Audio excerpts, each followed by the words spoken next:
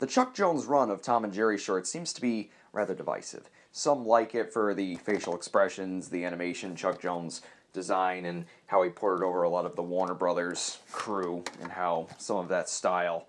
Others think that they're mostly unfunny, boring, dull, and true, they could have used a little more slapstick. What made the original run of Tom and Jerry's, made by William Hanna and Joseph Barbera at MGM, so great was that they combined both great slapstick, really, really well-timed slapstick, with really good facial expressions and character acting and body language. And whereas the Tom and Jerry shorts made after MGM dumped Hanna and Barbera usually get one or two things wrong. The Gene Deitch shorts, while alright, and bizarrely fascinating in their own way, they're a little too heavy on the violence to the point where it was almost sadistic. Not to mention, they lack the really rich animation of the MGM shorts, though Mr. Deitch had no choice. He was making them on a shoestring budget in his studio in Czechoslovakia.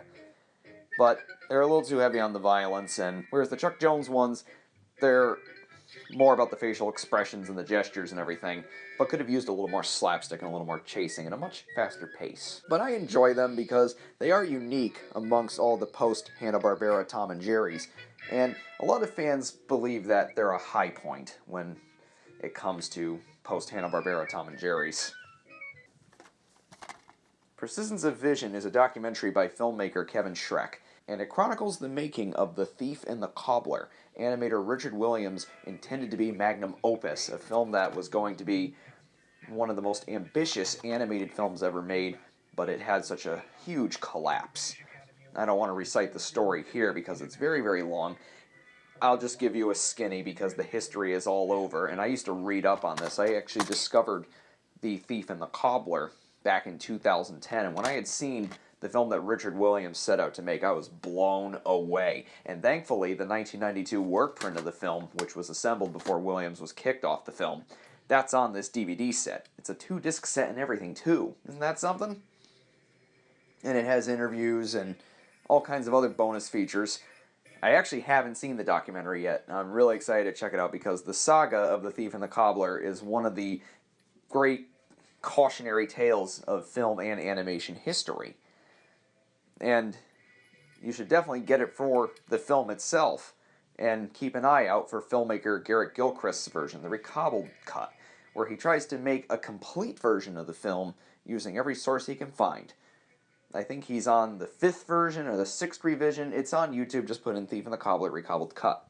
That's how I came across it, and had no idea that the released film, which really shouldn't be called Thief and the Cobbler, was such a real hack and slash version of what Williams set out to make.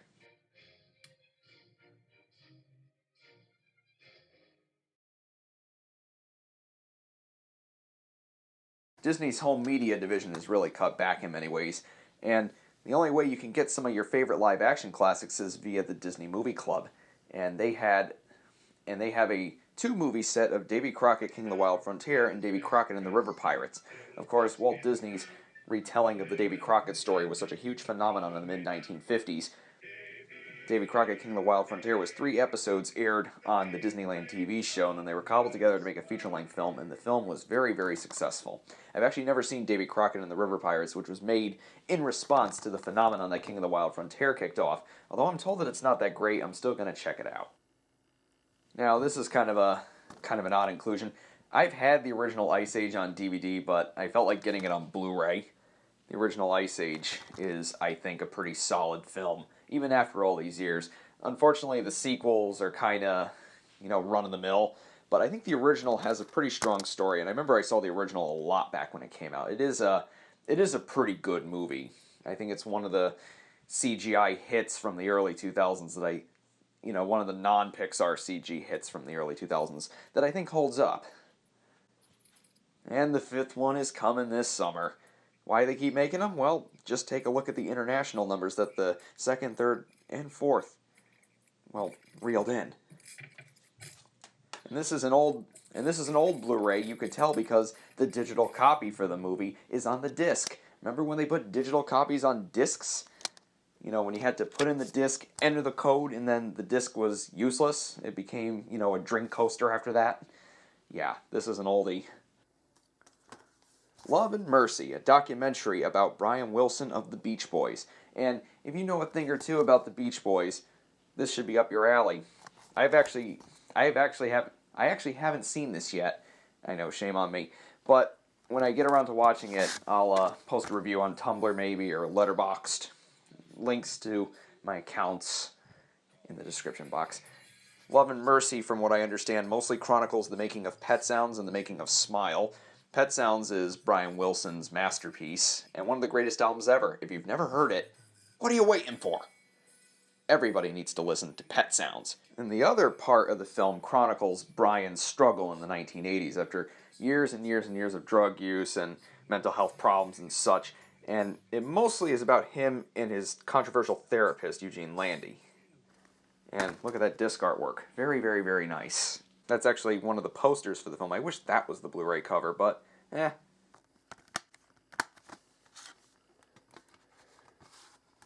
Here's Toy Story That Time Forgot, the second Toy Story TV special, the first being Toy Story of Terror, and this was a fun little treat. Mostly a 20-something minute riff on 80s cartoons and the toy lines they inspired. You know, the He-Mans, the cartoons like that, with the battle sores. Lots of good humor to be found. Trixie is mostly the main character, which is really, really cool. And I don't think it's as sharp as Toy Story of Terror. I think that one went the extra mile, especially when it came to developing Jessie's character.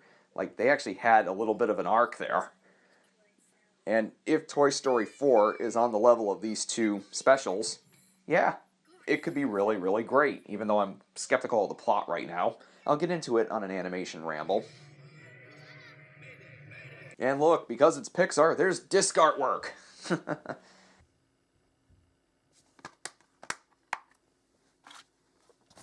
Next up, Shaun the Sheep movie, Aardman's latest film.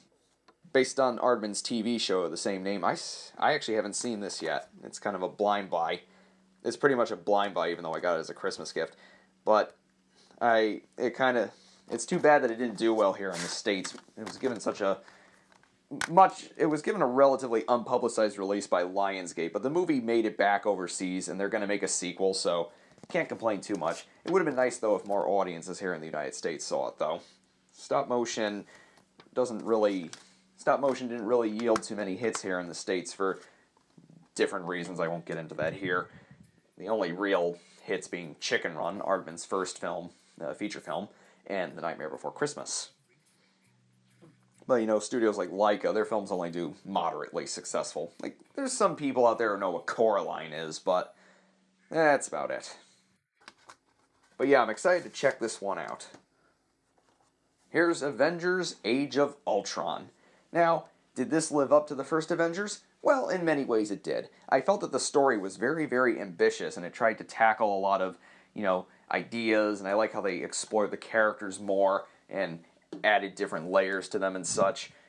I mean, it is the definition of a bigger, badder sequel, and at the same time, they handled the setup stuff okay. I know a lot of people weren't too fond of the movie. They thought it tried to juggle way too much. I didn't think that was the problem with the movie. My real problem with the movie, and I know a lot of people are going to disagree with me on this, I think the big problem with the movie is that it feels kind of lethargic. Something about it didn't really have the enthusiasm of the first Avengers. And I understand that they were trying to make it a darker sequel, and I think it could have gone a little darker. I think it kind of pulled back in some areas. Ultron could have been better. He's a good villain, but he's not a great villain. I mean, this is just my personal opinion.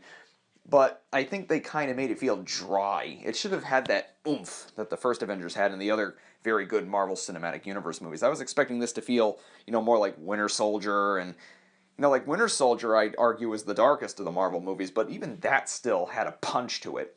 Whereas Age of Ultron, I can't quite pin it. The way it's filmed, the color scheme, just something about it. I don't know what it was. Maybe Joss Whedon's Ultimate Director's Cut that's nearly 4 hours long is much better, but something about this one, it felt like it lacked verve. I know people are going to disagree with me on this, but I still think it's a good movie. It's still a solid 8 out of 10, and it's in the middle of my best to worst Marvel list, so it does do a lot right, and I like what they do with the characters. The character work is very strong in this movie, and, they even tap into some psychological aspects. I appreciate that. I know, but I could see how it could be divisive. It does have to handle quite a lot. and set up a lot too. It was well known that Joss Whedon fought with the committee. There's this committee at Marvel that kind of, fighting them is like pulling teeth, and they're the reason why Edgar Wright left Ant-Man, and they're the reason why, Iron Man 2 was the mess that it was. But they're gone now. Kevin Feige was able to move Marvel Studios. Kevin Feige, the president, he was able to move Marvel Studios, and now he answers to Alan Horn, the chairman of Walt Disney Pictures. So we're going to see a lot more creative freedom in the future Marvel movies. Here we got Mad Max Fury Road. Now this was an unexpected delight. Mad Max Fury Road is an amazing film, and it's one of those rare forquels that's just amazing. Now, Mad Max 1 is good. Mad Max 2, aka The Road Warrior, that's a great film. Thunderdome is decent. Thunderdome, the third one, it's decent. Fury Road brings Mad Max back with a punch, with a real rev. Like that engine revs. Furiosa is an excellent character. She pretty much is the movie. But the great thing about Mad Max Fury Road is that it has all these rich layers of storytelling, and yet there was no need to say a single word. Most of the storytelling is done visually. I know a lot of people thought the movie was plotless or it didn't have a story, but I disagree. The movie has storytelling. It doesn't necessarily have a plot. It doesn't need a plot. It just tells the story, and to me, story and plot are two different things. It tells its story. There's actually multiple stories. There's Max's story, there's Furiosa's story, and then there's also Nux's story, alongside several other little things. But again, it doesn't have to spell it out for you. It's all there. It's all in the visuals. Now, when I saw it in theaters, I was like, yeah, this is really, really good. But on second viewing, it really clicked. I picked up on all the little things. If you thought it was plotless or it didn't have much of a story, check it out again and again. Look deeper. It really is a brilliant film. And I was very happy to see it up for Best Picture and even take home quite a few awards. George Miller, who directed all the other ones, that guy's a master. And I'm really looking forward to see what they do with the Mad Max series after this. He wants to do more. And also, Tom Hardy, he picks up the torch quite well. Blind by it. That's all I'm going to say, blind by it. Here we've got Tomorrowland, Brad Bird's newest movie. Brad Bird is one of my all-time favorite directors. He directed The Iron Giant, which is coming to Blu-ray this September, thankfully. He also directed The Incredibles and Ratatouille, two powerhouse Pixar films, and also directed Mission Impossible Ghost Protocol, which is a fantastic action film, and just a real high for a spy action blockbuster. Tomorrowland was definitely a divisive film. One side thought it was great, the other side thought it was horrible. I liked it a lot. I didn't think it was a great movie, but it had the makings of a great movie in it. My friend PJ Campbell, who runs a show called Real Film Chatter, it's a podcast, definitely check it out when you get the chance, he, I think, described it best. He said it's like an appetizer for something bigger, and that there's a lot of good in it. And there is a lot of good in Tomorrowland. It's a very optimistic tale of the future rather than one that's pessimistic and post-apocalyptic. And it's one that subverts, most post-apocalyptic films being made today. A lot of people saw it as, on the nose and just sort of unnecessary blowback against films like Mad Max, but I think Brad Bird just intended the movie to be a call to dreamers, a call to optimism, throw away the cynicism and try to make a better future. It definitely has its dark moments. My only problem with the movie is that it could have gone a little more all out. Like, we should have visited Tomorrowland more. We don't really get to see it much in the movie. It's more about the idea of Tomorrowland, which I appreciate, but I do wish that it, kind of expanded on its weirder elements. There are a lot of oddball things and zany things in this movie, and I wish we could have seen more of those, because some parts of the film feel a bit mundane. A lot of people found fault with the third act, but I thought the third act was quite fine. I didn't see it the way other people saw it. But I'd say rent it or watch it on TV, but I do recommend watching it. Unfortunately, the movie was a box office bomb, and because of it and the flopping of big live-action Disney movies like John Carter of Mars and The Lone Ranger and stuff like that, Prince of Persia, Disney's not going to make this kind of movie anymore. Most of their future live-action films are just going to be remakes of the animated classics, which I am not very content about. But yes, I enjoyed Tomorrowland. I know a lot of people aren't going to enjoy it, but there's going to be a lot of people who will enjoy it. Try to take it for what it is if you haven't seen it yet. You may end up really liking it. Inside Out. Well, what can I say? It's a Pixar film, and one that's about your emotions, no less. Of course you're gonna get gut punched. Yes, I absolutely adore this film. It's a masterpiece. I don't need to say any more. This is the Target edition, comes with extras, and it's an Ultimate Collector's Edition. And this one actually lives up to the title, unlike some Disney releases out there. And it's good to see Pixar still doing 3D Blu-ray editions. Pixar makes their own Blu-ray editions, which is why they're mostly superior to the ones that Disney puts out. Which is really weird, because you'd think Disney would put that kind of oomph into their animated features Blu-rays, but for some reason, only the Pixar arm of the company does that. And Lucasfilm, as you will see at the end of the update. Spoiler alert!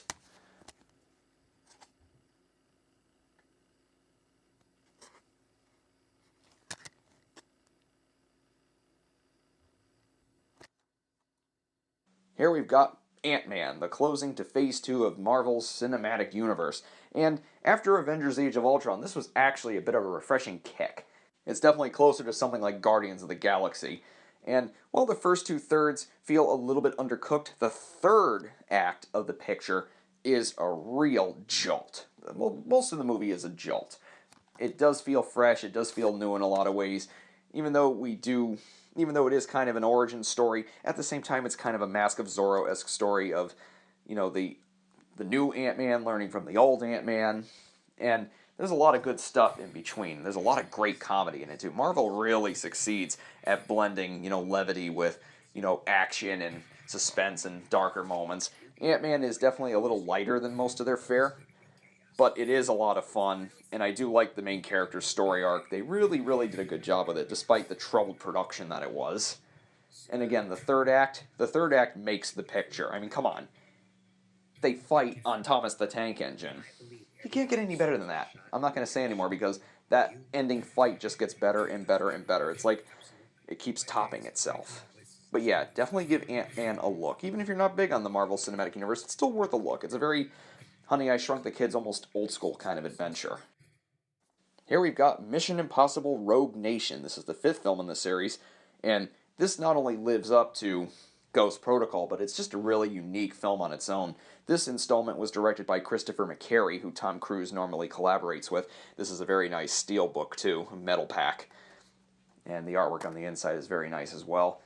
There's a lot of action in this movie that's classic Mission Impossible. There's all this crazy stuff going on, all these stunts. The scene in the opera house, the Venetian Opera House, is worth the price of admission alone. But the story is very, very tight. On first viewing, I felt it was a little inconsistent and flimsy, but on second viewing, it really came together. This is a really complicated story, more so than Ghost Protocol, I'd argue. That doesn't make it better, though. I just think that what they did with it was very clever, and it was kind of bigger in ways. McQuarrie films action in a really cool way, too, and differentiates it from Brad Bird's action and all the other action of the Mission Impossible films. It's definitely worth it. Even if you haven't seen a single Mission Impossible movie, I still recommend this and Ghost Protocol. They're both really, really fantastic films.